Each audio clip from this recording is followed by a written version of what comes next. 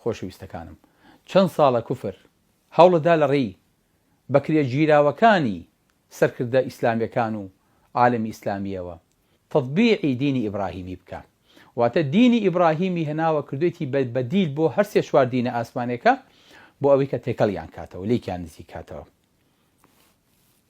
مناڵانی غەزەویتیان نەخێر، عەقیدەی ئێمە بیر و باوەڕی ئێمە جیاوازە لەوان، ئەوان جوولەکەن، ئێمە موسڵمانین، ئەوان خاوەنی هیچ نین، تەوراتەکەشیان پژوێ خستووە، ئێمە خاوەنی قورئانین.